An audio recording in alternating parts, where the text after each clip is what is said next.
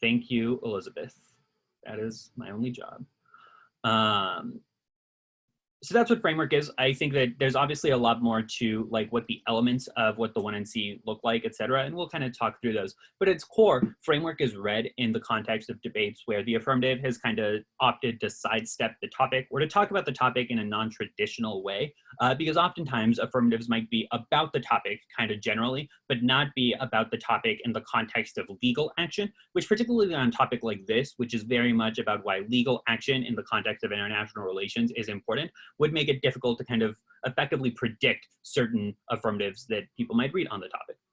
So it is not just the topic-centric model for debate is important, but almost always it makes a claim that the topic-centric model requires the implementation of some sort of government action as it is outlined in the resolution.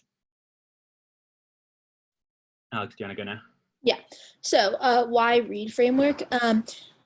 The topic provides a stasis point for the debate because everyone has it before and we know that we're going to be debating about specific things. So think about it this way.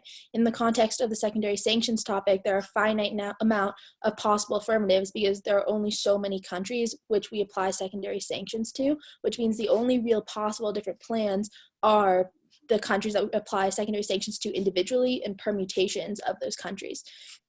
Even if like we are not 100% prepared for every different possible affirmative advantage, we know that the core negative ground on this topic is for the negative to say like secondary sanctions are a good thing, ergo we should keep them.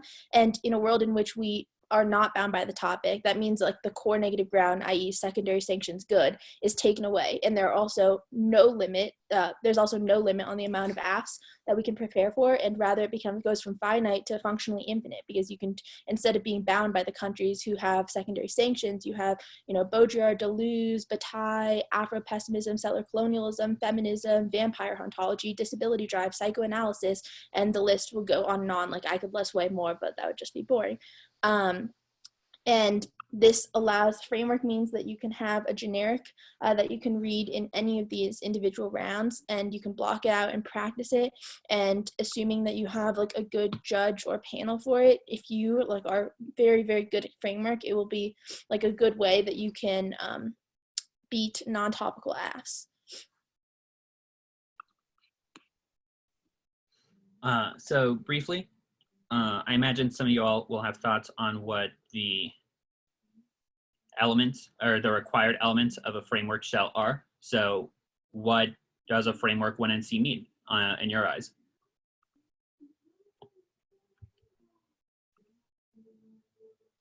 Your eyes here is not Alex, it is the students, to be clear.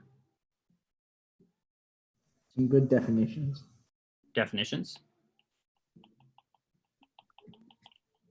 Violation. A violation. Interpretation. Interpretation. Standards. Standards. Oh. Perfect. Implications. Implications kind of to all these arguments or to anything in particular? What do you mean? Oh, like the impact kind of thing. Voters. Okay. Paradigm issues.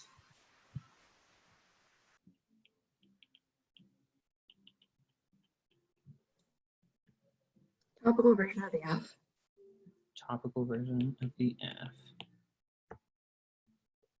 Anything else? I think this is pretty comprehensive. I think this is basically correct. I will briefly kind of put them into the order that I think it makes the most sense to develop them. And then we'll talk about possible kind of ways to fill in each of these and just some tips from Alex and I on the best way to kind of construct a framework 1NC and to kind of execute that in cross-ex. And obviously, while you're putting together the speech doc, I think that the interpretation obviously is the first thing that you lay out. And I think it's important that the interpretation be very specific about what the model of debate that you envision your framework interpretation as encouraging or fostering is. I think that a good interpretation will have explanatory power for one, the role of the affirmative and the negative. Two, the role of the judge. And 3, a way to guarantee effective and equitable pre-round preparation.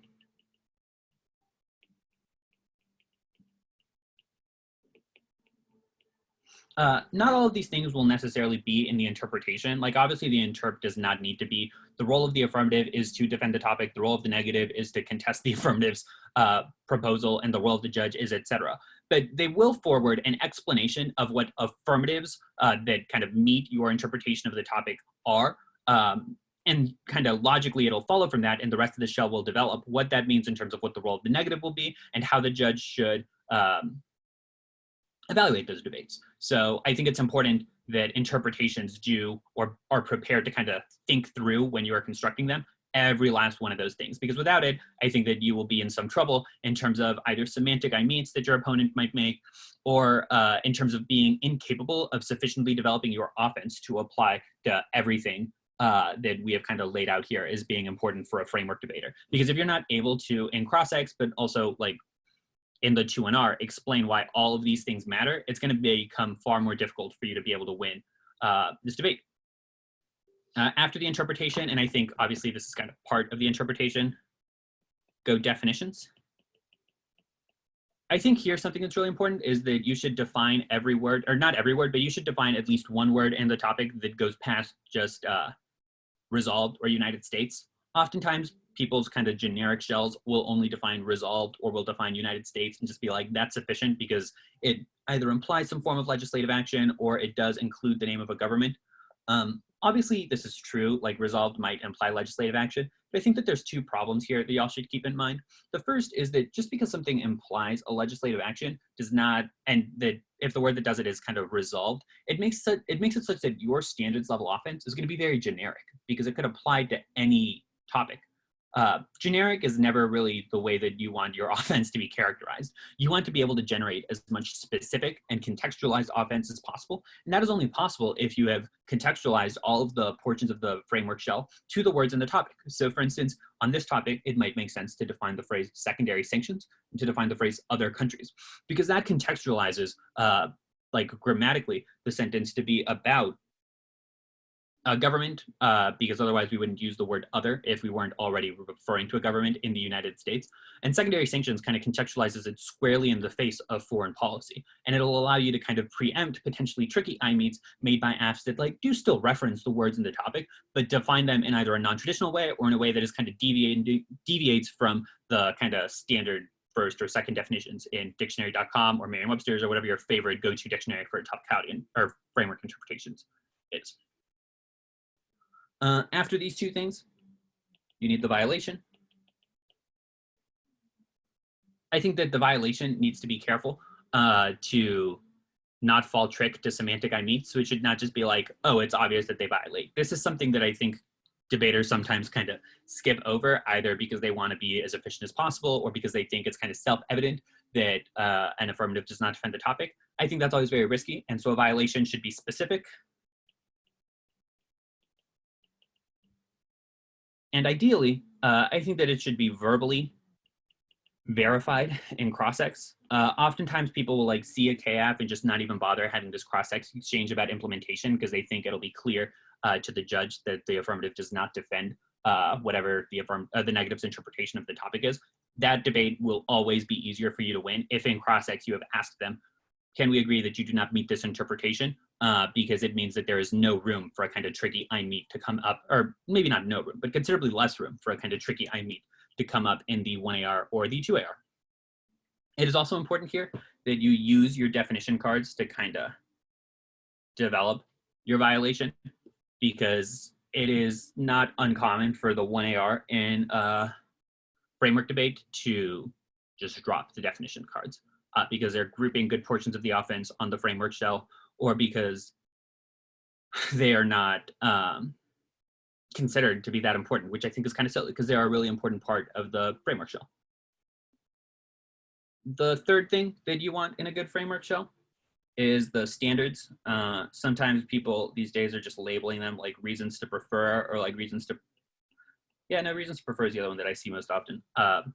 This model, which is the same as the kind of standards more broadly, I think that here, we'll talk in a second about what kind of fills in the gap, but standards are things about your model that make it preferable to a model without the topic, like Alex said. And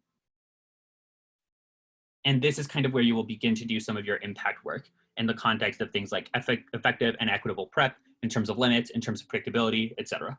I don't have too many thoughts. I don't know if Alex, you do, on like how many standards a good framework 1NC will have, because it kind of depends on what like other ops you're combining framework with, etc., and whether you plan for it to be the 2NR or are reading it primarily to kind of make the 1AR cover. But we can talk a little bit about that in the tip section if you all have questions about that, or Alex, if you have thoughts you want to share on that. Yeah, I agree. I also think it's better to like have standards that are more fully fleshed out and like preempt and like do preemptive 1NC weighing than to include just like a bunch of different ones.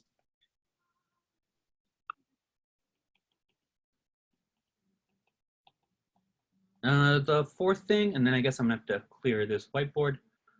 This is the impact and voters section of the show. Generally, I think that you should conceptualize of voters as explaining the relationship between your standards level offense and the ballot.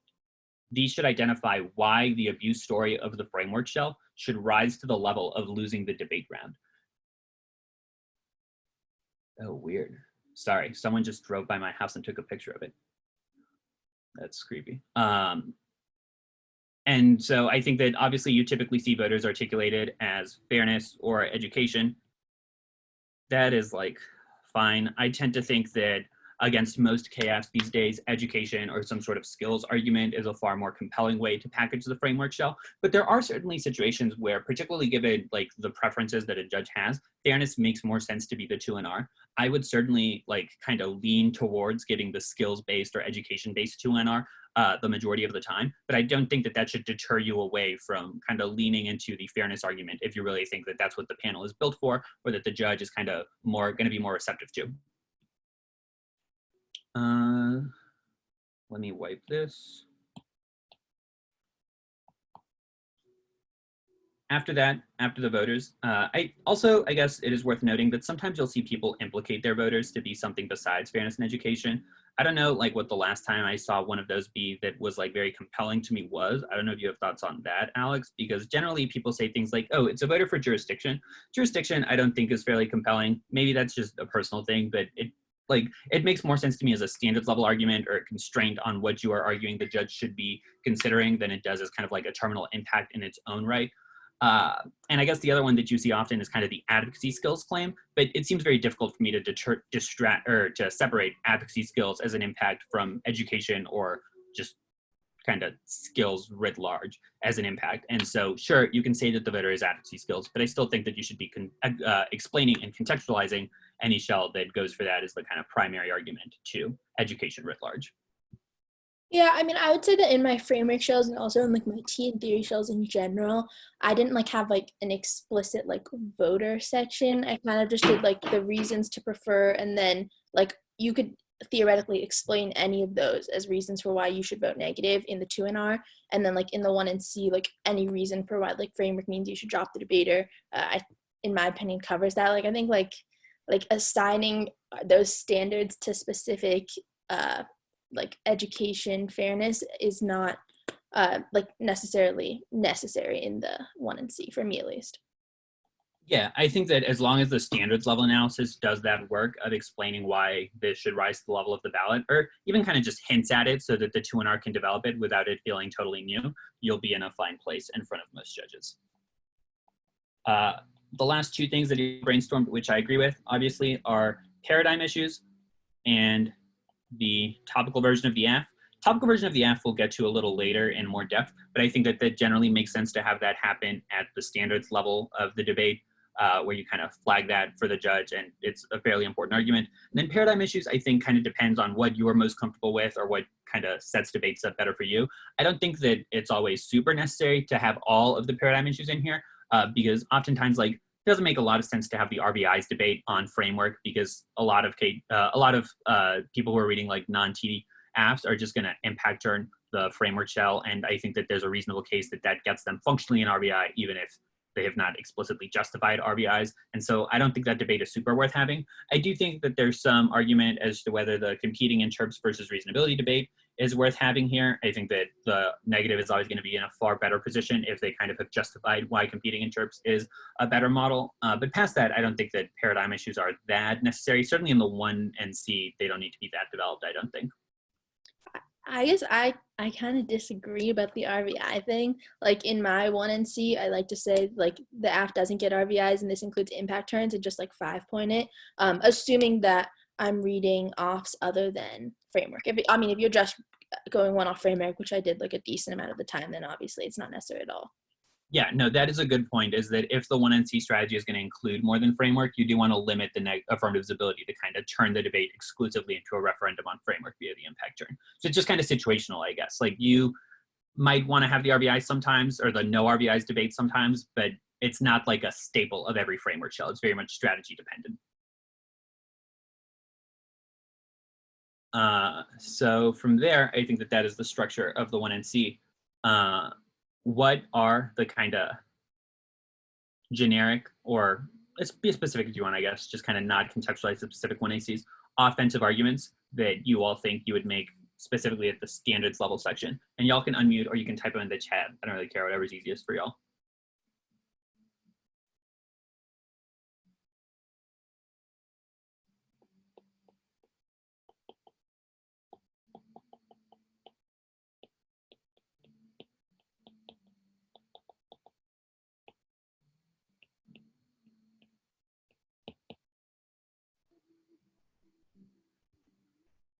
Ground. Ground.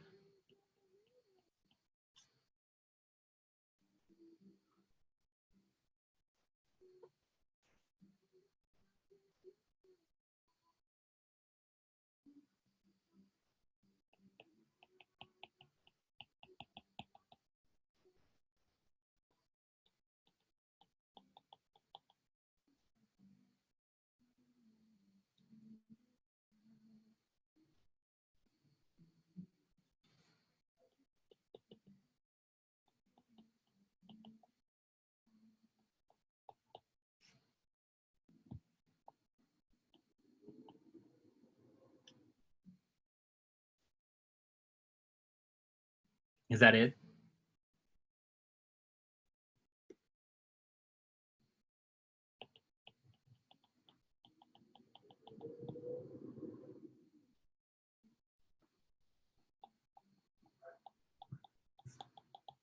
Okay, we can start with these.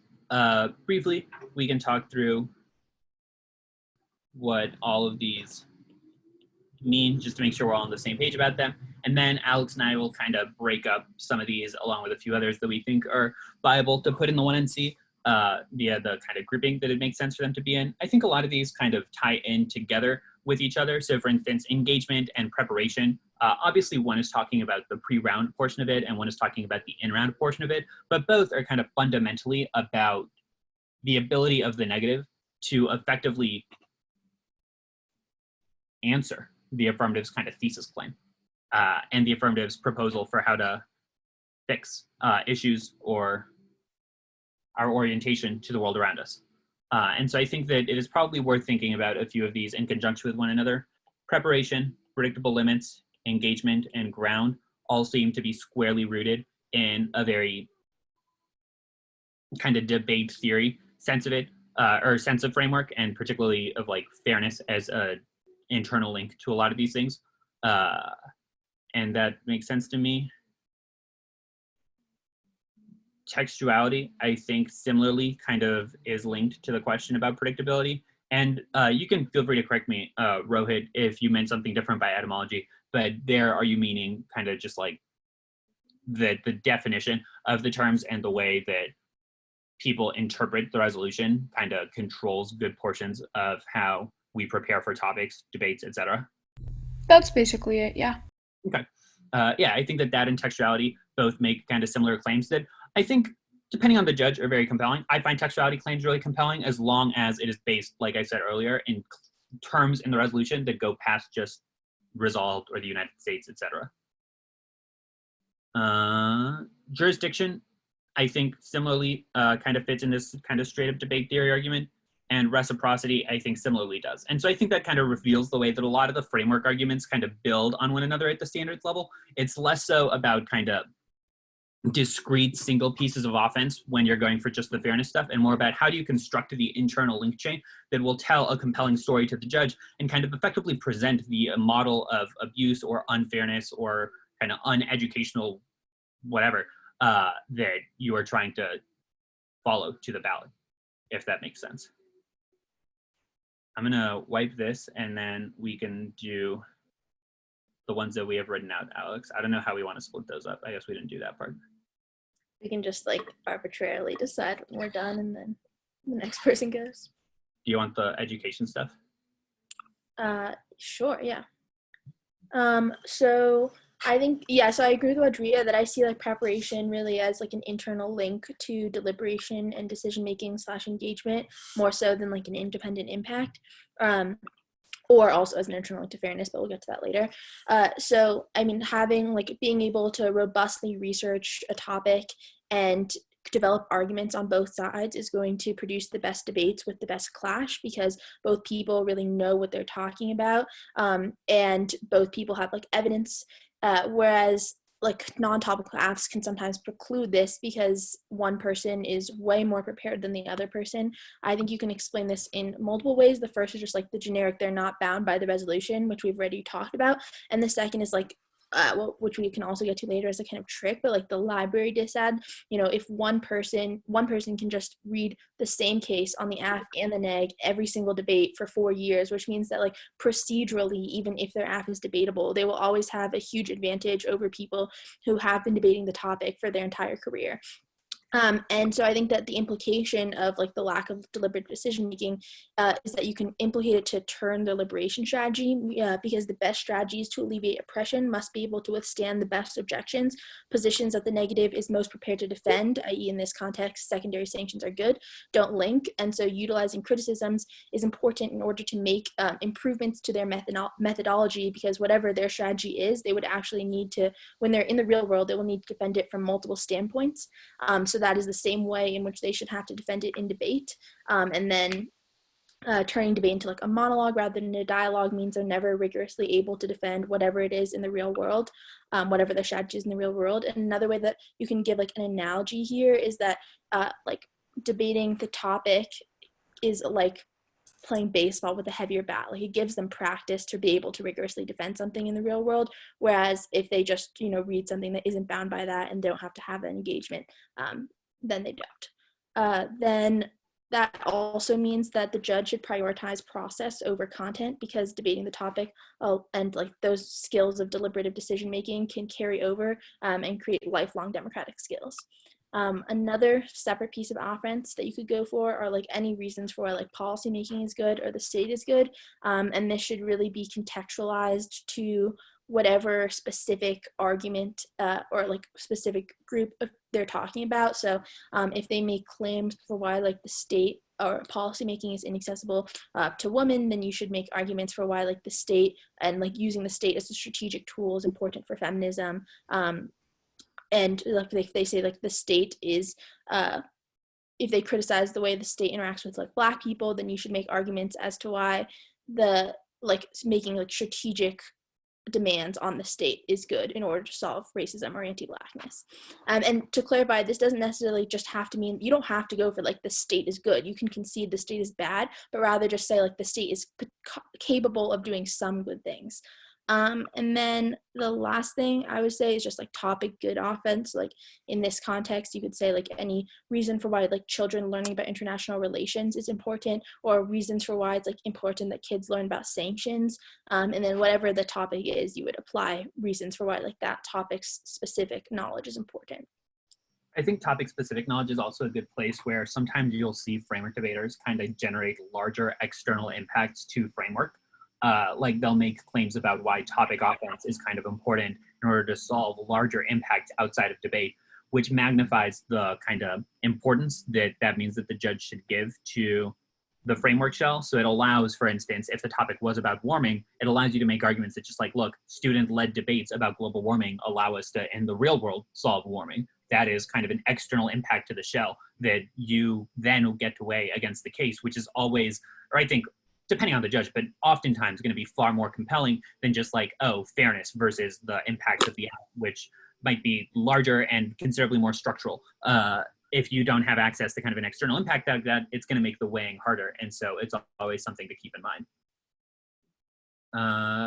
After that kind of bucket of education or skills type stuff, there is some amount of offense that you can make that is kind of built to either link turn or access good portions of the affirmative's K-ish offense. I think there's 3 or 4 things that you want to include here, or that you can include here. The first is the argument that I think Cade said earlier, seed the political.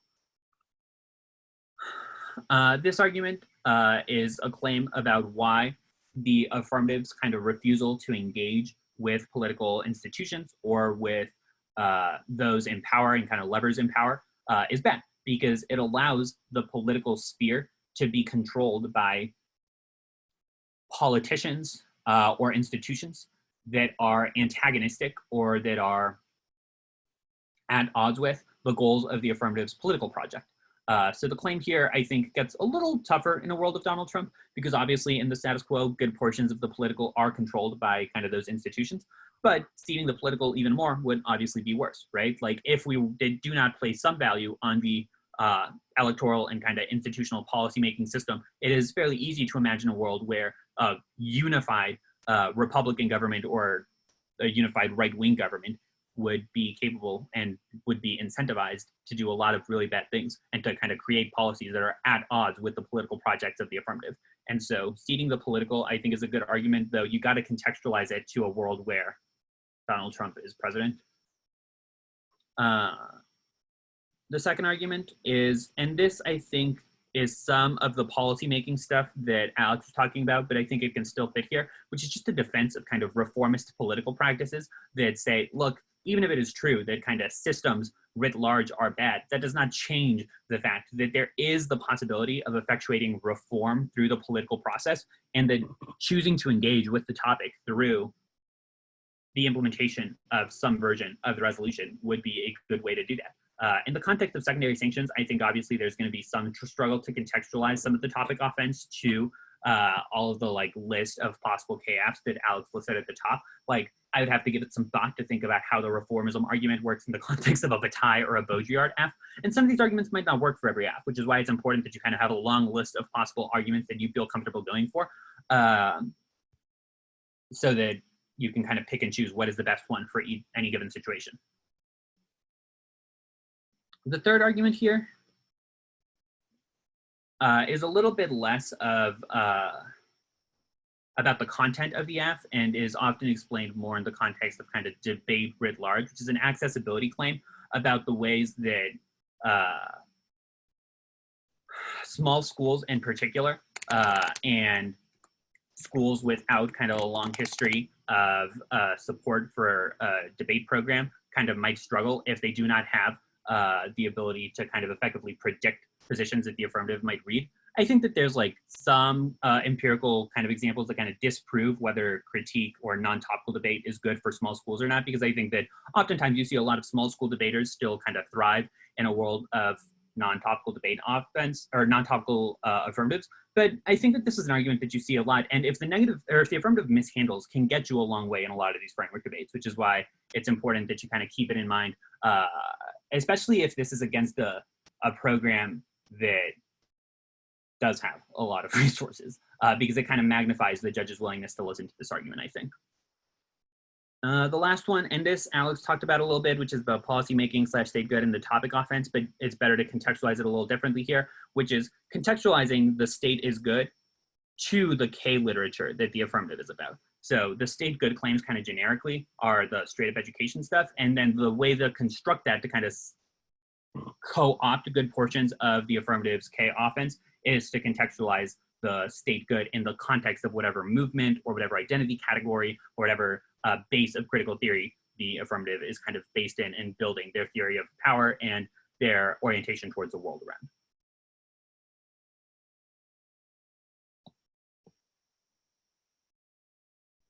Up next is the fairness stuff. And then we will take a quick break before getting into the kind of trickier things that you can do with framework and also the tips that Alex and I have for everything. Okay, so like fairness offense. So I think first it's helpful to articulate reasons for why you believe that debate is a game. And to clarify, this doesn't mean like debate cannot be more than a game. Like, of course, we can gain lots of education that's like independently valuable, and it can mean a lot more to people than that. But at its core, there is a winner and loser. There are speech times. There are specific rules that everyone agrees to abide by. And because of that, and like because they are participating and agreeing to participate in that system, they are like conceding to the fundamental competitive nature at debate, which structures the activity, even though it can be more than a competitive activity. And so that can like filter all of your fairness offense, because it explains why fairness is still an impact that is important.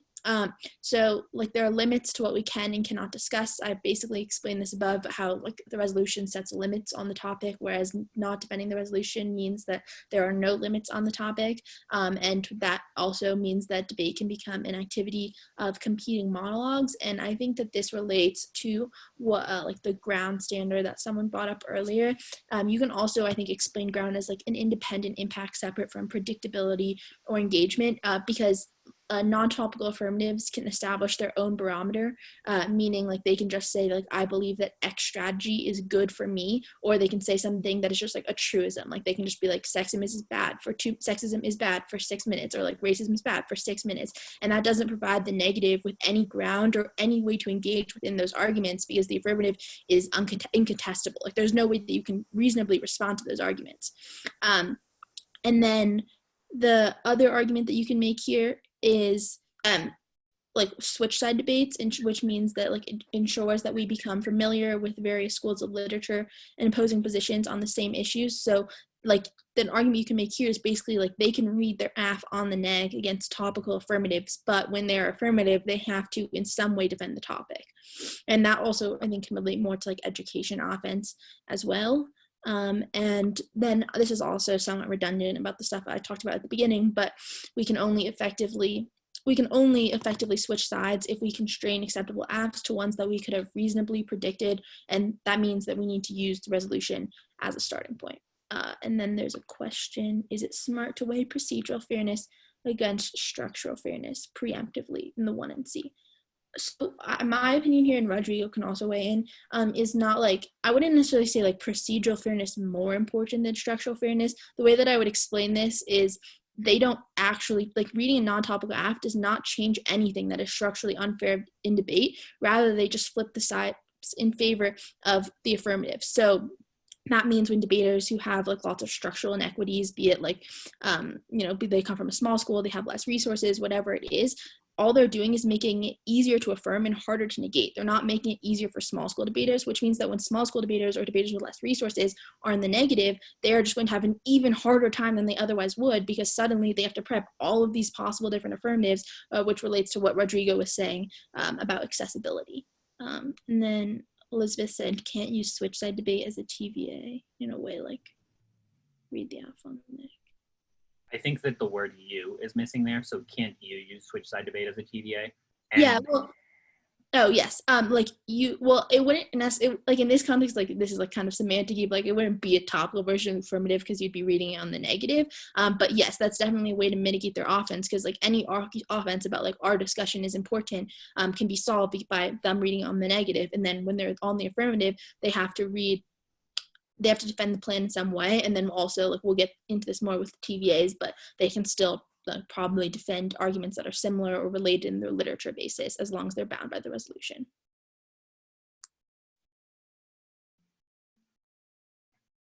I'm good to take 5 to 10 minutes if we want to regroup at like 12:17, 12:18. And then we will pick up there with some of our thoughts on framework tricks and kind of tips. If you want to take some of that break time to kind of brainstorm what are like tricks that you have seen people execute in the 2NR or the 1NC and framework debates that you've watched or that you've been involved in, and want to share those in the chat during the break or once you get back from the break, that is totally encouraged, and we can talk through some of those, and then we'll jump into what Alex and I have prepared for that.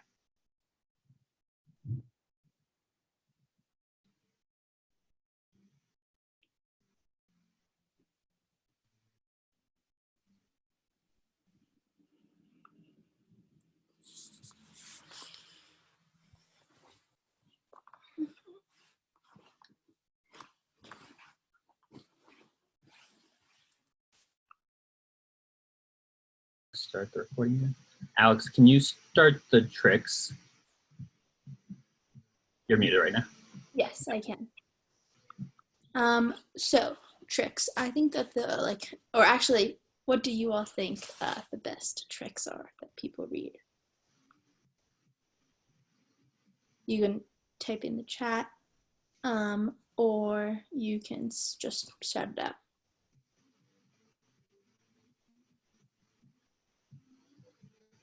All right.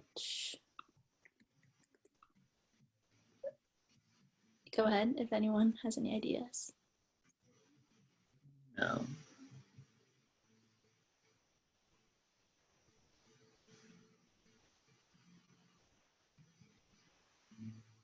Okay, I will start with one, and then if anyone gets any other ideas, then we can go on from there. So I think the best one of the best framework trick arguments is, yes, Claire, that is a good one.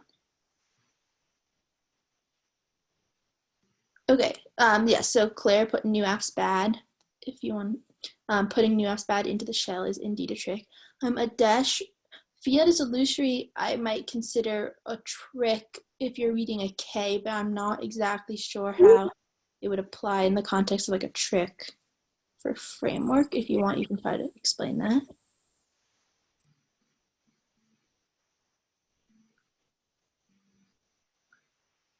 Okay. And then, are there any others?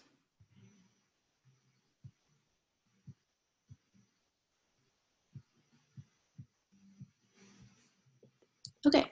So I think another good trick that you can make is can't weigh the case. So these are arguments for why the AF is not able to leverage any of their case offense against your framework shell. And the justification for that is generally like truth testing. So our argument is that we are if you're negative, your argument is that you were unable to engage within the affirmative or with the affirmative in the first place because of lack of pre-round preparation, lack of ground, whatever it is. And because of that, we have no way of knowing like whether or not the affirmative arguments are true because we were unprepared to debate them, which means that we're not allowed to, which means that they are not like able to leverage their case against framework because that begs the question of whether they even could read that case in the first place. Does that make sense?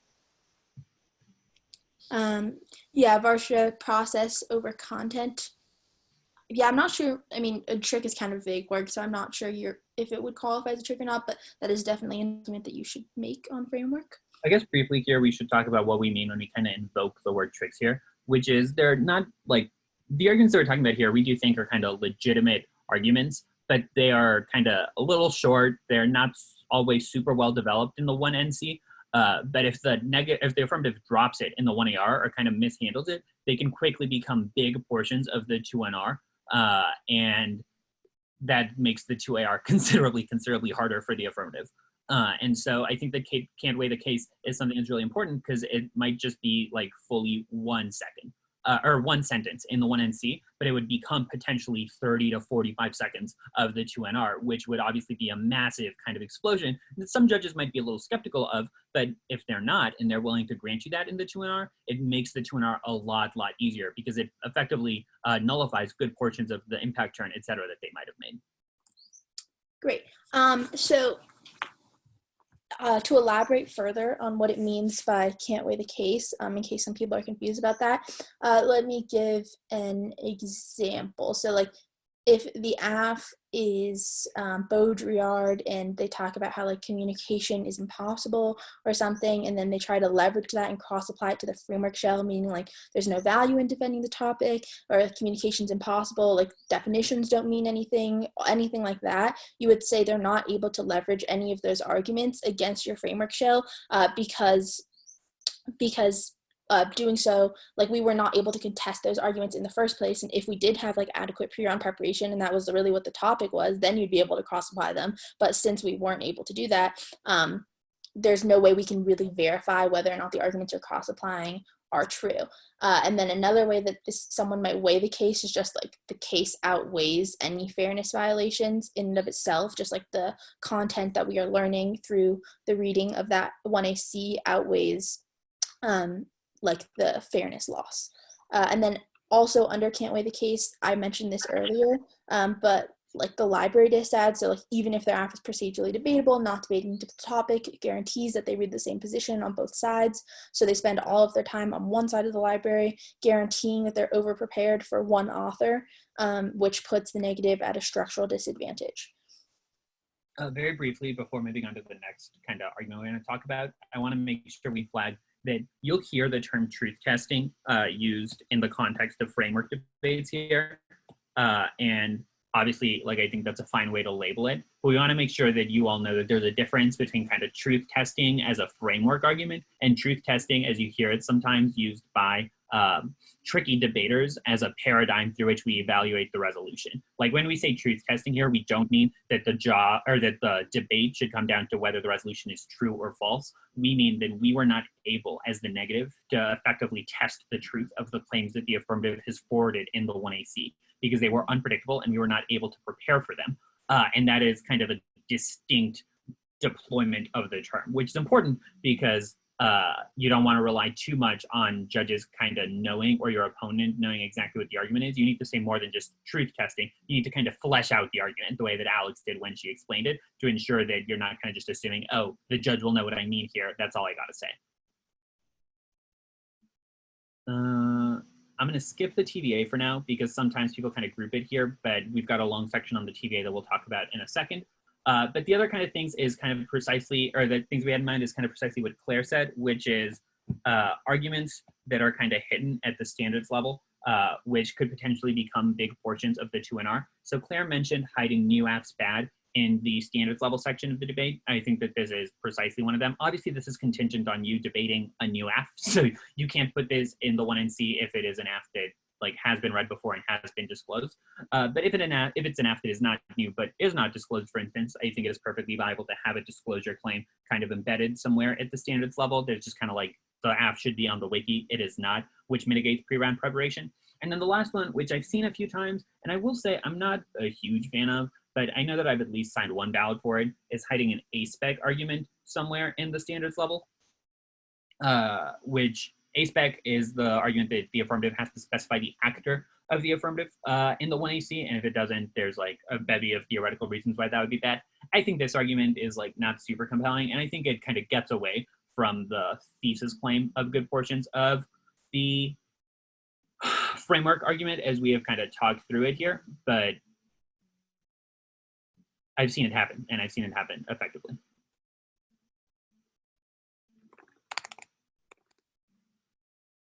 Do you have anything else that you wanted to mention on tricks, Alex? Cool. Yeah. So we're going to move over to kind of some of Alex and I's tips on what you should keep in mind when you are debating in the 1NC, or compiling the 1NC for a framework debate. The first argument, or the first kind of thing to keep in mind, is something we mentioned earlier when talking about what should go into the 1NC, which is definitions. Importantly, this is what we said earlier, define some words in the topic, but you do not need to define all words. I've seen framework shells where someone goes through and functionally defines every single word in the topic in the 1NC, and this is just definitely redundant because you don't need 6 different warrants for why policymaking kind of textually derives from the resolution, but it also just wastes good portions of the time that you have in the 1NC that you need to be developing other arguments that you can develop in the 2NR. And so you want to kind of be wary of having too many definitions in the framework shell, even though you also want to be wary of having too few. It's kind of finding precisely the right balance.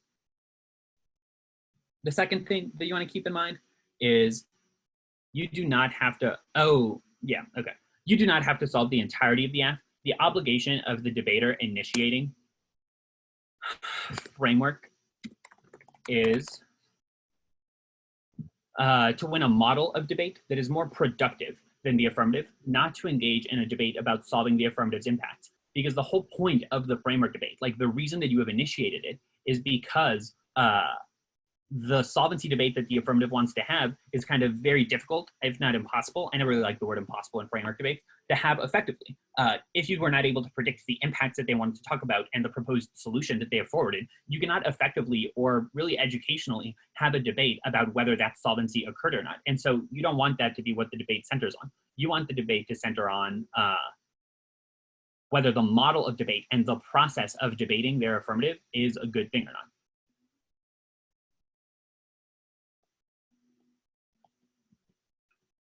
The third thing to keep in mind, and this is very much specific to kind of some of the LD norms that exist, is, and this is especially true on the interpretation level, but you should debate framework like you're in LD, not in policy.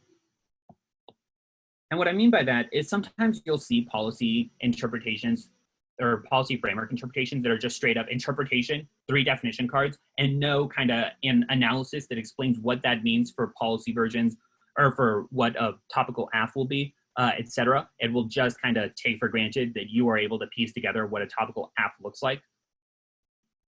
This becomes a problem, I think, particularly for LD debaters, because of the kind of high variety or kind of high number of judges who are willing to allow kind of trickier stuff with interpretations. And by that, I mean that it is not inconceivable to me, and I've seen a few debates where this has happened, that if the interpretation is not kind of airtight as it is developed in the 1NC, a 1AR can very effectively just be like, look, you should prefer the text of the interp. They have not forwarded the text of an interp. They have functionally not made an interpretation. Or you should prefer the spirit of the interp because they do not have a text that we can kind of guide our arguments against.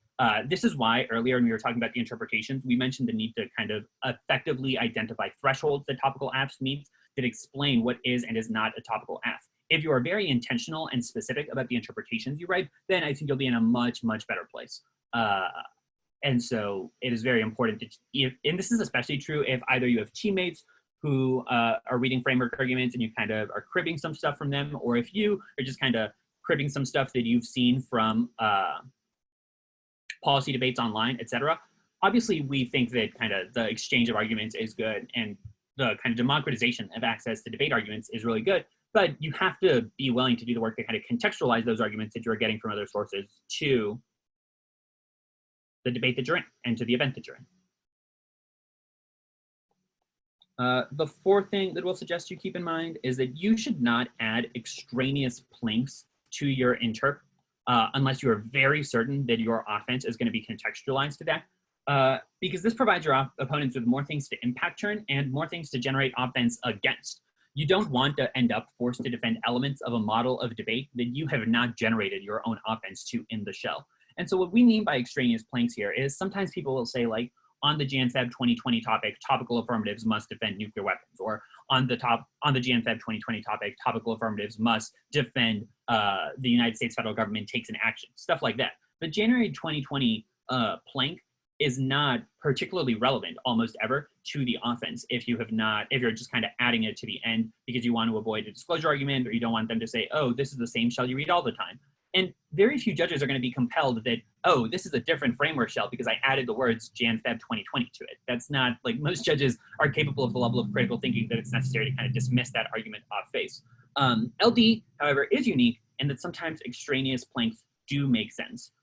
And so this is important if you have done the kind of legwork to do that contextualization. So contextualizing your offense or interp to the topic, which is what we said earlier by having other definitions for words besides resolve, allows you to make arguments like, I'm not saying you have to read a plan 9 months out of the year just for the 2 months that this topic covers, which magnifies the import of your arguments and blunts a lot of the defending the state is bad arguments that your opponent might make because you establish a temporal line that you are willing to defend. It changes it from you having to defend all LD debates always should be about the policy implementation of the resolution to when we are talking about nuclear policy, you should defend the implementation. Or when we are talking about secondary sanctions, you should have a policy-making debate, which cuts against good portions of their arguments about how the affirmative is kind of impossible to include in the debate space because your argument would just be like, no, maybe next topic, you'll get a chance to do that. Obviously, there's kind of an end point to where you shouldn't kind of put all your eggs in this basket because there's a risk that you just sound like, oh, next time you'll get a chance. But it is, I think, oftentimes capable of generating you some offense. The fifth thing, and this is more so a question that's good for y'all to kind of think about, is what is the source of education in a debate round? What processes are key, and which model, the affirmative or the negative one, facilitates that? These are questions that you want to be thinking about when you're going into a framework debate, and also questions that you want the judge to think about as they are evaluating the debate at the end of the round. And so that means that you want to be able to answer those questions. The 1NC, and obviously some of this applies to the 2NR as well, should be able to answer the question, what is the source of education in a debate round, and whose model has those processes? And this question is really important because it allows you to filter education offense out. Maybe the negative is, or the affirmative is correct, that education about X kind of critical theory is valuable, but is it valuable in the same way that is unique to a debate round, or is it valuable kind of as a good that you should have, but that you can get outside of a debate round or through another kind of more fine-tuned version of their argument? There will generally be a consensus between both debaters that education matters, but only the negative has a model that guarantees the deliberative clash that unlocks a unique axis of topic education. And that is kind of where you want to filter your education offense to. The kind of important thing to keep in mind here is that the best framework debates in the 1NC and 2NR will make it very clear to the judge and to the affirmative that we should hold the AF to defending why the process of debating the AF is good. If you allow the affirmative to kind of spin itself as, if the AF is good, vote AF, you have messed up somewhere. Because the debate should not come down to, is the affirmative or the 1AC or the performance of the AF as an object of knowledge production or as an object that has been produced a kind of good in and of itself. It should be, is it good to make a negative debater respond to that product of knowledge or to that kind of advocacy, performance, etc. And if they cannot answer the question in a way that makes it yes, then you should win the debate, and it should be straight up. And so you should kind of contextualize your arguments to be about that. 6 is the limits argument that we have talked about earlier.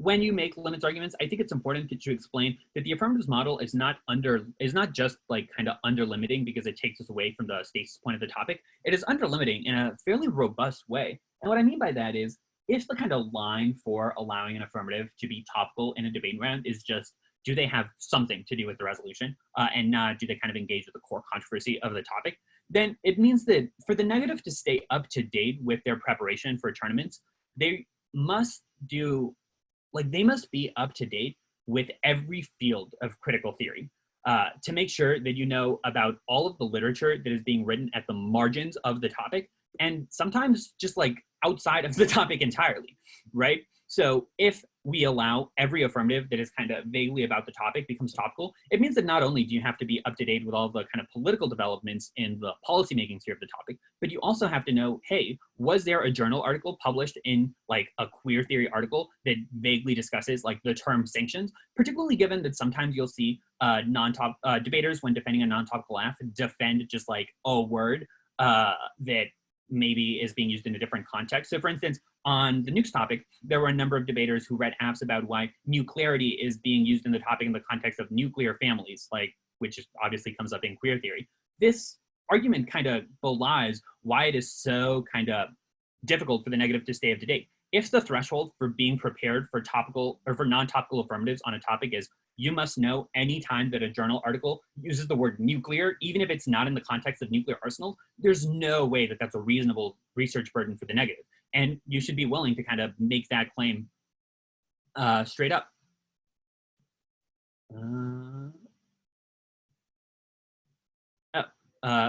Kind of as a sub point here, it's important to, when you're having this debate, that you kind of point out the difference and kind of explain to the judge the difference between concessionary negative ground and self-selected affirmative ground. Does anyone know what concessionary ground is? Can y'all like type it or say it if you do?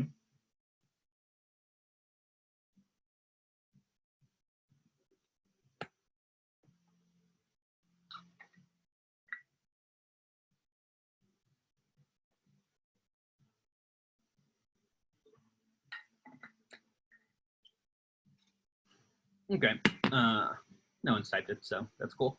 There it is. So I think Claire's answer is kind of exactly right here, that oftentimes affirmatives will say something like, you could have read CAP or Afro-Pass or psychoanalysis or security. Yeah, like that's true, obviously. A lot of non-topical apps will kind of engage with these claims, but that does not answer the kind of thesis claim of the framework argument because it's concessionary. It's ground that the affirmative gets to pick, you will get access to this. And the best negative ground is not kind of self-selected by the affirmative, because if the affirmative knows these are all the things that the negative could say against me, it becomes very difficult for the negative to win those debates, because the affirmative has had ample time to prepare for all of those kind of core generics. And we only have the generic version of those arguments to implicate to the affirmative. With that, I think you're about. Great. So now we're going to talk about TVAs. So does anyone want to put in the chat what a TVA is?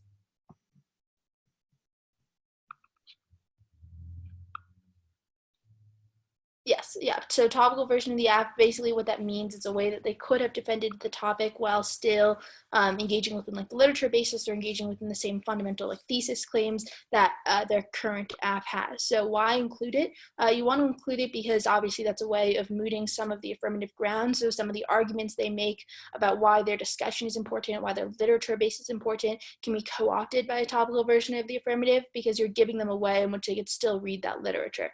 The way in which, but it is important that you don't say that the TVA solves 100% of the app, because frankly, you don't really want it to solve 100% of the app. You want it to solve like a good portion of it, but if it solves 100% of the app, then like there's functionally no difference between your interpretation and their interpretation. And so like any difference or any amount that the TVA doesn't solve just proves what that there still exists a difference between your interpretation and their practice. So TVAs should ideally be more than one sentence. I mean, ideally they should just be like cards. So at the beginning of a new topic, you probably know like what maybe some of the big non-T apps are going to be. And so then you can like cut specific cards, like carded solvency advocates for things they could have read. So like an example of this is on the standardized test topic. We had a card that was just like for against Baudrillard apps that says they can reject the use of test as a sign for the person, and like the literal line from the card is test scores have become what Baudrillard would describe as the sign. So like I mean like that's a good example of that. You're not always going to get something like so explicit, but ideally some type of carded solvency advocate that relates to what they're doing. If not, you can also just pull lines from their evidence, and like if like maybe in the underlined parts or in like other parts of the article, they will talk about something related to the topic, and you can say like this proves that they could have just defended ending, you know, secondary sanctions as a means to do whatever their authors advocate for. So the next thing is to couch your arguments in the language of your opponent's literature. So for example, if they make claims about disidentification, then you should talk about how framework relates to disidentification. The same thing goes for illegibility, sabotage, and you can also like pair all of these arguments with like your state good claims, so that there's like independent offense outside of framework for why defending the topic is good, like according to their authors. And another thing that you could do here is make arguments as to like if they make arguments as to why like a specific group can't engage with the state, you can just put a bunch of empirical examples inside of the 1NC, and assuming that you do like some explanation of those examples. I personally think that like the 1AR does have the burden to respond to those examples, which is strategic because it puts the 1AR in like a pretty time crunch spot. And if they don't answer it, then that like lends a lot of credence to your argument that they can place some amount of demands on the state. So the next, Rodrigo, you got the next one. One thing there is, I think, and I don't know, I think that the one thing to be wary of with when you list like a bunch of examples is I'm almost always on the side that it is better to kind of provide one or two examples and say more than just like say the name of the event, like say something about what the event was, because I do think that the 1AR's burden to respond to the argument is kind of equivalent to the 1NC's version of the argument. So if the 1NC just says the 13th Amendment, I think that the 1AR doesn't have to say that much to it if it doesn't even say, if the 1NC didn't even say what the 13th Amendment did, etc. I think that some of this is because sometimes framework debaters kind of take for granted that either one, the judge knows what the historical event is, or two, that the judge will allow them to explain it in the 2NR. And I think that while a lot of judges will allow them to explain the 2NR, there's some question about like how much we should allow that to happen, because it is, I think, potentially, like just because a judge does know what that historical event is, should not remove the burden on the part of the debater initiating that claim to kind of explain what that argument is. Otherwise, it kind of fosters a lot of problems in terms of how we have framework debates and kind of disincentivizes some of the internal link work. So definitely agree that you need those examples, but you want to say more than just like, here's the historical event, like just in a very short sense. You want to explain what happened and why that disproves some amount of their thesis claim.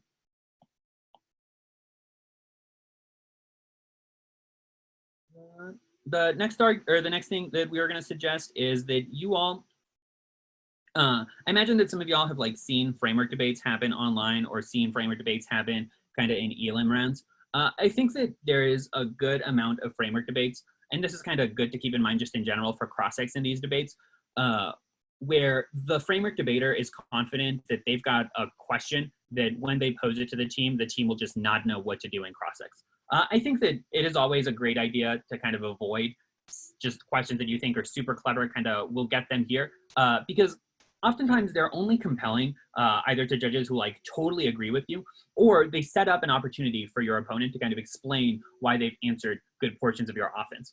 Examples like this are like, and some of these are just kind of silly, which is why you see them a little bit more sometimes in elim rounds where debaters are like, oh, I'll have an audience, I'll get a laugh, it'll give me some ethos. Maybe you will, right? But maybe you'll just kind of waste time and you won't get the reaction that you want. You never want kind of the ethos of your debate to rely too much on, is my opponent going to say the right thing? So some of the questions that might come up here, and sometimes these will happen like after the 1AR, not after the 1NC, but like if the 1AR says the direction of the topic, I've seen moments where either after the 1AR or in the 2NR, the negative debater is just like, what's the direction of the topic? North, south, east, west? This is not an argument, right? And debaters feel really comfortable like, oh, I'll get them here. Or you've read a counterinterp. Why doesn't that prove that you double turn yourself? Or you've answered our fairness arguments. Why doesn't that prove you double turn yourself? Sometimes these questions can make sense if you kind of have developed them earlier in the 1NC, or if you have effectively executed like a cross-ex of the 1AC. But absent some of that preparation, I think that you should be wary of just being like, I'll get them in cross-ex, the debate will be over there. Great. So the next thing is that it's pretty important that you go to case. So obviously, like the can't weigh the case arguments are great if you win them, and honestly, like people concede them a good amount of the time, but you definitely don't want to bank on the fact that they're going to concede that they don't get to leverage their case. So I think it's a really good idea to engage within the case, answer the thesis claims, and then if you win those things, then that also means that most of their cross applications are not going to apply, even if they like get access to them theoretically. Another thing is like beyond just answering like whatever the thesis of their AF is, you should also look out for a preempt. So a lot of AFs will have like arguments, and you should look at each card and think about how are they going to apply this to framework. So sometimes it's like pretty obvious they're going to read like a card that says like state role playing bad. Oh, okay. I will answer that question in 1 second. So look, sometimes they'll say something inside of the AF, like they'll say like state role playing bad. It's pretty clear how they're going to apply that to framework. They're going to say that you force them to role play as policymakers, and that's problematic. And then, so you should obviously preempt that, and there are different ways that you can do that. You can say like, we're not forcing you to role play, like we're not telling you to like pretend you're Mitch McConnell today. Rather, what we're saying is just like, you can place strategic demands on the state without being the state. So in the same way, like you can say like, I can say like, I can say like the police ought to stop killing people. That doesn't mean like I'm role playing as police officers. And then, or you can just make like generic state good claims. And then other arguments that are sometimes inside of the 1AC that you should watch out for are like fairness bad arguments, or sometimes they'll say like try to say definitions of words in the topic, or like define sanctions in some other way than your framework shell is going to define sanctions. And so beyond just reading your own 1NC evidence, you should start that comparative definition weighing in the 1NC if they do that in the 1AC. Now there are 2 questions I realized I have to respond to. So the first is, what's the warrant for not being able to weigh the case besides truth testing? I think truth testing is the real main argument here, but the other one that you can make is what we were talking about earlier with like the library disad. meaning that like they have such a huge edge over you by only staying on one side of the library for 4 years on both sides, that even if their AF is procedurally debatable, it's still difficult to answer. But I do agree that the main one is truth testing. And then the other question was, this was from earlier, but can you argue that the AF doesn't meaningfully change the status quo and therefore vote neg on presumption? I think presumption can be like a very good argument, honestly, but I wouldn't, it's not necessarily coupled with framework. Like you can just generally make arguments about the AF not doing anything, especially, that's especially true if they're pretty vague and cross-ex about what it is that they defend. Okay. Oh yeah, and then that was a good place to answer that question because you can make the presumption argument on the case page. Oh, one thing So is the other types of arguments that I think it does make sense to kind of keep a especially close eye out for is a lot of times like KAFs or apps that aren't about the topic will not explicitly define terms in the topic, but they will use terms in the topic. And so if you hear a term that is in the topic in the 1AC, even if it's not explicitly kind of tied as a definition or says, here's what we think it means, I think that it is always a very good idea to either take some prep time or in cross-ex clarify, is this your interpretation of terms, or just like check and in the 1NC be like, oh, here's why you should not allow them to extend this in the 1AR as a definition, or here's why our definition is better than theirs, etc. Because I've seen a lot of debates where the 1AC has a moment where they kind of invoke some of the words in the topic, like they invoke nuclearity, they invoke plea bargaining, etc. And then the 1NC drops it and does not have good enough definitions or comparison stuff, and then the 1AR extends it either as an I mean or as a counter-interp, and has good arguments to why the 2NR should not be able to answer it at that point. And so, yes, definitions, definitely, but even things that aren't flagged as definitions, but that could theoretically be spun as that in the 1AR, you want to keep an eye out for. yes, I strongly agree with that.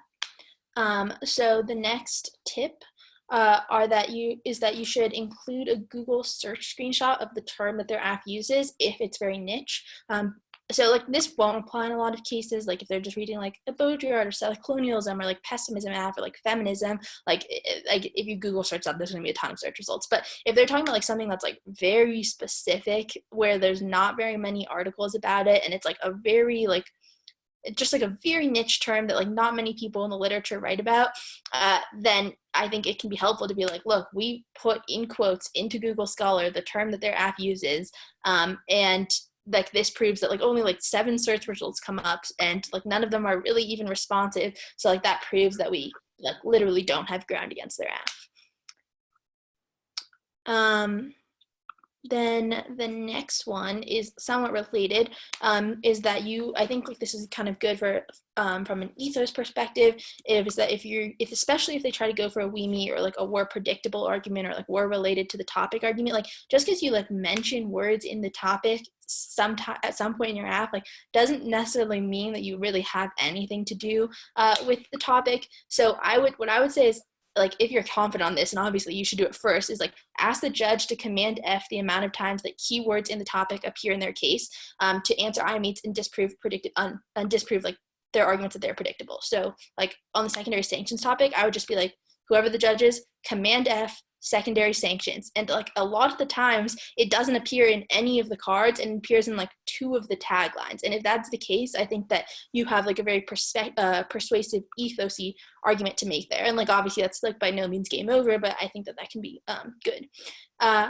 Another thing that's like similar to this is that if the AF, like I'm sure a lot of you are here because you like want to read non-TAFs and you also want to understand how to answer framework. And so my suggestion, and like maybe this is somewhat personal, is that you include a critique of the resolution. So similarly, if you're negative and then the AF just like doesn't give any reason for why the resolution is bad, I think that puts you as like neg reading framework in a very good position, because like they need to win a reason for why defending like this specific topic is harmful. And if they don't do that, then it's hard for them to really like generate good offense, in my opinion, and you should definitely point it out if they don't. And yeah, that's all. One other thing that I just thought about is it is important that you kind of, and this is, I don't know where in the debate you want to put this because I don't have a lot of thoughts as to whether it's best in the 1NC or the 2NR, etc. But if the AF does not have a reason why doing what is done on the AF is good, then they should lose, just kind of straight up. And this is kind of what we were alluding to earlier when we said like, oh, they should be able to defend the process of debating the F and why that is good, and what Alex just said about they should have a critique of the resolution in the 1AC. But if they don't have an explanation of why the resolution is bad and because it is bad, we should do this on the affirmative, and they don't explain kind of why structurally it is a good thing for the 1AC to be deployed on the affirmative, then they should lose. And I think that that gets into all of the other questions. Like some of this all kind of builds on each other, which is why some of the stuff we've said sounds at times a little redundant. But the interpretation kind of should speak to this. The standards of offense should speak to this. But the questions at the end of the debate should be, is the model that the affirmative is forwarded good for education, skills, fairness, etc.? The answer is no, or if they have not forwarded the model, they should lose. This is where kind of the paradigm issues that we talked about putting in the 1NC would come in handy, etc. If anyone has any questions, y'all are free to send them in the chat or kind of ask them. And we're happy to stick around till 1 and answer them.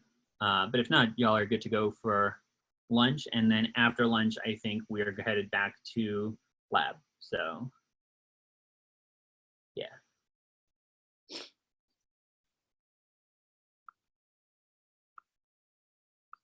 So once it's recorded, it'll be uploaded to the elective library on the Google Classroom. And I imagine it'll be put in the theory and topicality file.